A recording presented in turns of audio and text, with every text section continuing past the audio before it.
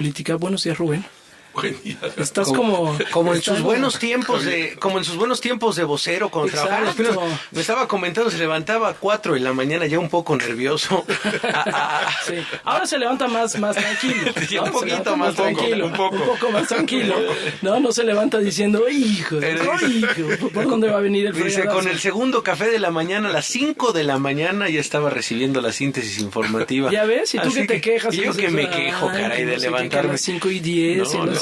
Así que recordando viejos tiempos. Recordando viejos tiempos en el horario. No, bienvenido, mi querido Rubén Aguilar. Muchas gracias, Gaby. Y bueno, lo que queremos hacer contigo cada semana, Rubén, es revisar tal vez lo que según tú son los 2-3 temas importantes de la semana, casi como síntesis. ¿Por dónde empezarías? Mira, yo en esta ocasión pensé en, como ya estamos terminando el año, de empezar en las próximas sesiones como ir cerrando el año. Sí. Y me parece que hoy quisiera 2 elementos que me parece que son nuevos en la realidad de la política mexicana, y uno tiene que ver con el fenómeno de la corrupción y el ánimo social, del cual habló el presidente en algún momento.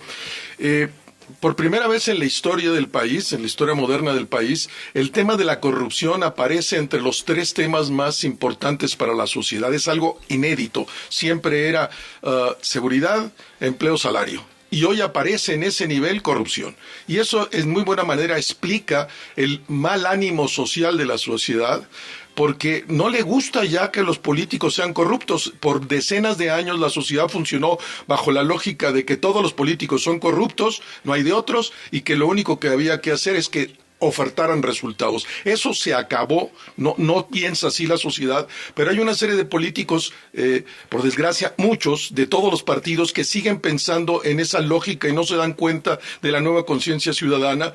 Y cuando llegan al poder, ven como natural, no se plantean incluso una disyuntiva ética que estando en el poder se vale hacer dinero, que para eso llegaron y que hacer dinero de manera ilícita es un atributo del cargo. Ha sido la cultura nacional por decenas de años y esto me parece que maduró en este año del 2016, venía gestándose hace 2-3 años este cambio en la cultura nacional, ruptura, un parteaguas de la conciencia ciudadana que me parece que madura en 16 y que es un dato muy, muy importante de la nueva cultura cívica y que obliga a los políticos a hacer definitivamente de otra manera. Oye, pero a ver, ahí el tema es interesante porque lo que tú dices, y aquí lo hemos platicado en muchas ocasiones, lo que tú dices es, en este año, digamos, o en estas últimas épocas, nos hemos hartado de la corrupción. En otros momentos decíamos, pues todos son corruptos, pero tienen resultados.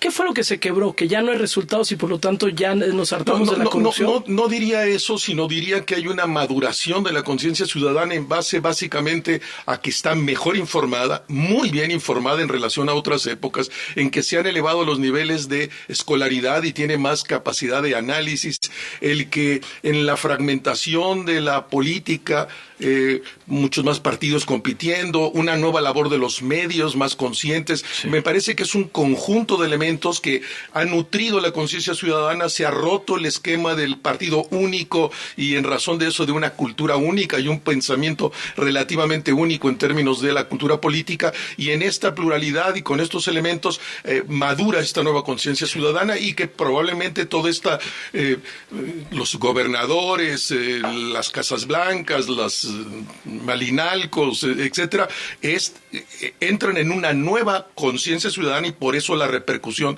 del caso o de estos casos. Sí, muchos elementos, ¿no? Por ejemplo, por ahí el movimiento ciudadano 3 de 3 que también fue importante, y bueno, sí es importante enmarcar como el año 2016, el año que dejamos de ser tolerantes a la corrupción. Yo sí lo marcaría, pues bueno, me parece un gran éxito del 16 y muy buena conclusión, Javier, el año 2016 dejó la conciencia ciudadana de justificar a los políticos en razón de su corrupción.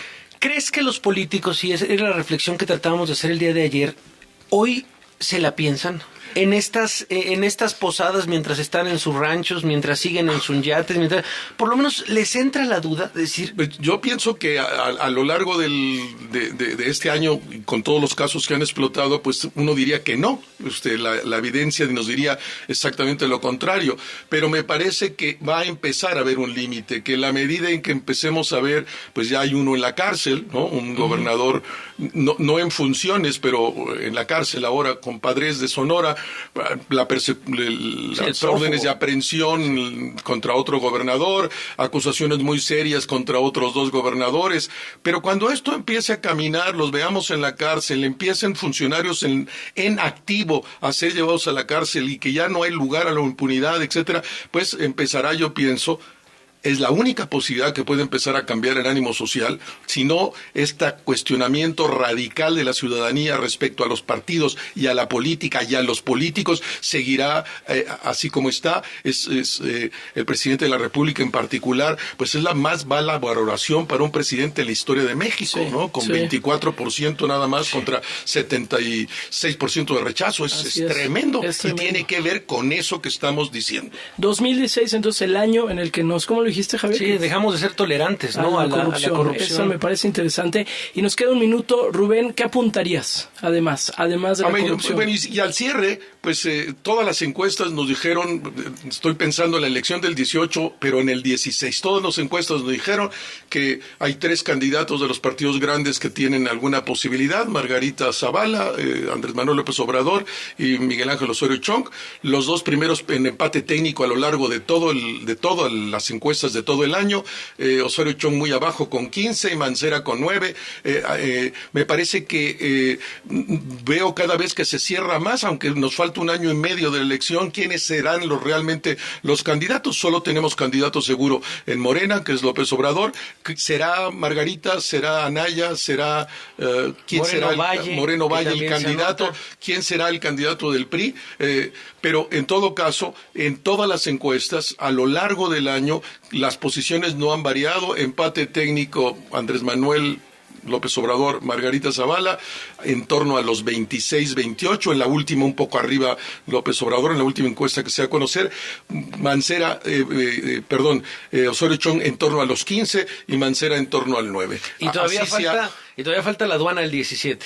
Y claro, la aduana del 17 y el arranque hasta el principio del 18 de quiénes serán ya los candidatos. Pero a mí me parece que parte de lo que acabamos de analizar, de este descontento social, ha hecho como muy importante a lo largo ya de todo el 16 quiénes serán los candidatos, las encuestas, la discusión en todos los lados, quién es el bueno. Y me parece que es otro elemento del 16, pues esta reñida o cerrada competencia para la elección del 2018.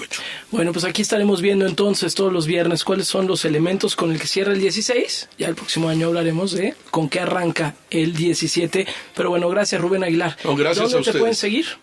@Rubén Aguilar. Y síganlo, escribe cosas re bonitas. Tuitero activo, escribe cosas re bonitas. Y luego un aficionado respecto a ustedes, pero ahí voy. Gracias Rubén. Gracias. Estamos en Así las Cosas, vamos a un corte y volvemos.